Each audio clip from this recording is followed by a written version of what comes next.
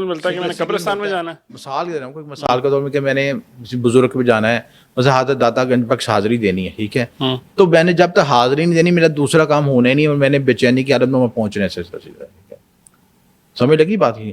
یعنی آپ کو انٹینشنلی طور پر ایسی چیزیں پریکٹس کروائی جاتی ہیں کہ آپ آٹومیٹکلی آپ سارے کروائی جاتی ہے مطلب کروائی جاتی ہیں کہ آپ نے وہاں پہ پہنچنا ہے، آپ نے حاضری. نہیں، کون کرواتا ہے؟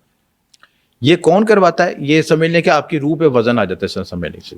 اس کو آسان الفاظ میں سمجھانے کے لیے کہ جب تک آپ وہ چیز کریں گے نہیں نا، آپ کو سکون نہیں ہوگا سلسلے. ٹھیک ہے، مثلا آپ نے داتا گنج بخش حاضری دینی ہے، بابا فرید حاضری دینی ہے، یا کسی بھی اولیاء کرام کے مزار پہ حضرت میاں صاحب حاضری دینی ہے سلسلہ، کسی بھی جگہ پہ حاضری دینی ہے، کیونکہ یہ ہمارے جو یہاں پہ روحانیت کا نظام نیٹ ورک بنا ہوا سلسلہ چیز ہے. ٹھیک ہے، آپ سمجھ لیں جو بزرگ اولیاء کرام ہیں اپنے اپنے مزارات میں بیٹھے ہیں، ان کا ایک روحانی نظام ہے سلسلہ. ٹھیک ہے، اس میں مخصوص لوگ جو ہیں روحانی طور پہ فائز کیے گئے ہیں، اس میں ان کی ڈیوٹی لگی ہوئی صرف کہ انہوں نے اس بندے سے یہ کام لینا ہے، اس کو اس در بھیجنا ہے.